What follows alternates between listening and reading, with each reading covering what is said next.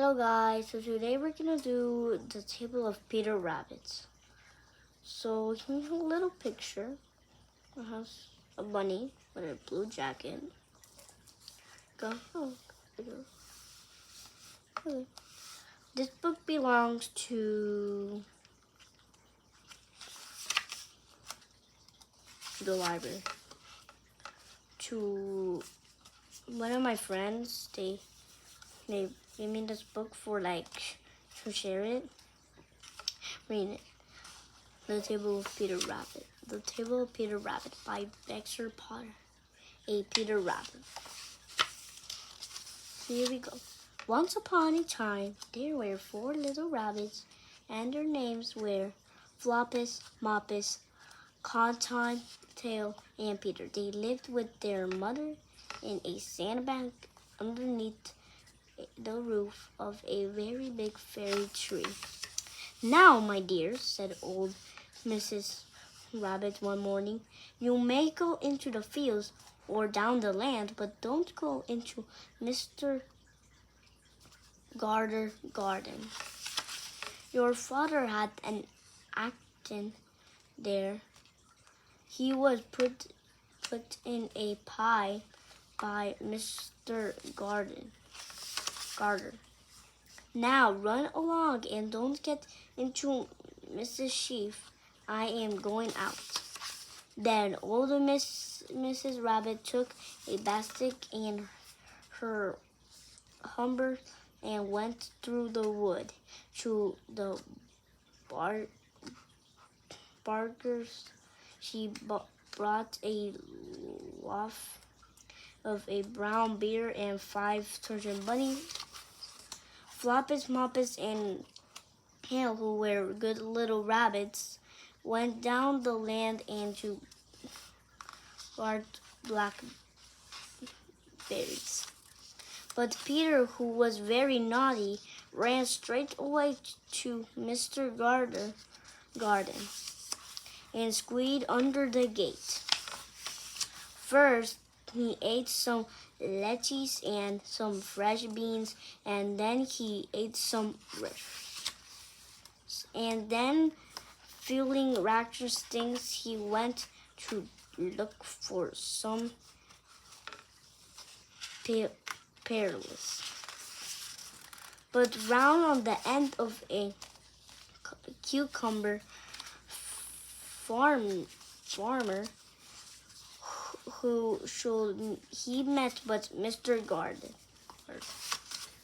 Mr. Garter was on his hands and kept planting out young classroom, but he jumped up and ran after Peter, waving a rake and calling out, "Stop, Chief!" Peter was most full Fraser, he rushed all over the garden, for he had forgot the way back to the gate. He lost one of his shoes, among the cucumber, and the other shoe almost the potatoes. After losing them, he ran on 4 legs and went faster, so that I think he might have got away along together if he had not run into a gooseberry net and got carried by the larger button on his jacket. It was a blue jacket with bear's buttons, quite new. Peter gave himself up for lost a shelf beer shint, but his sobs were over by some friendly sovereign who fell to him in a great burden him to exit himself. Mr. Garter came up with a saving wish he would pop a top of Peter, but Peter wiggled out just in the leaving his jacket behind him and rushed into a tool shed and jumped into a can. It would been a beautiful thing to hide in if it had not had so much water in it. Mr. Garter was quite sure that Peter was somewhere in the tool shelf precious, hiding underneath a flower pot. Underneath a flower pot, he began to turn them off over the carefully look under each present. Peter needed a cashew. Mr. Garter was after him in no time. He tired to put his shoe upon Peter, who jumped out of a window sitting the 3 plants. The window was too small for Mr. Garter, and he was tired of running after Peter. He went back to his work. Peter sat down to rest.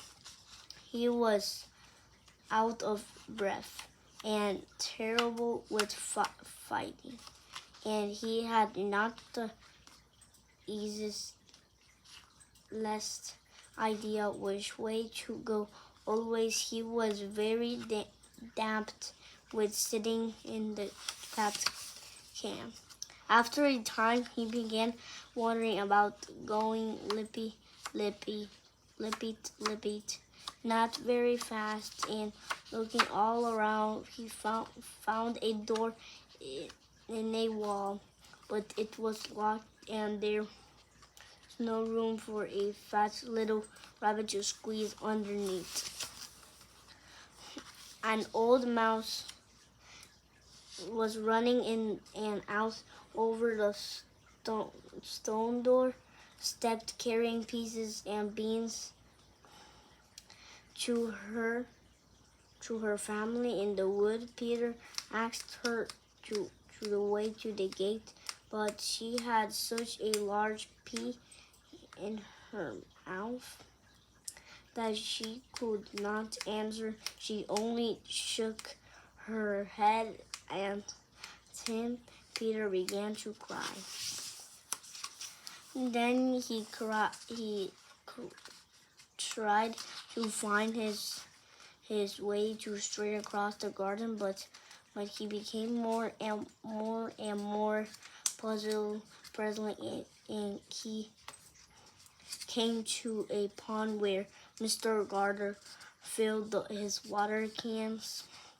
White cat, staring at some goldfish, she sat very, very still, but now and the tip of her tail twisted as if it were alive. Peter thought it best to go away without speaking to her. He had heard about cats from his cousin little Bean Jam Bunny. He was back towards the tool shed, but suddenly, quite close to him, he heard a noise of a hooey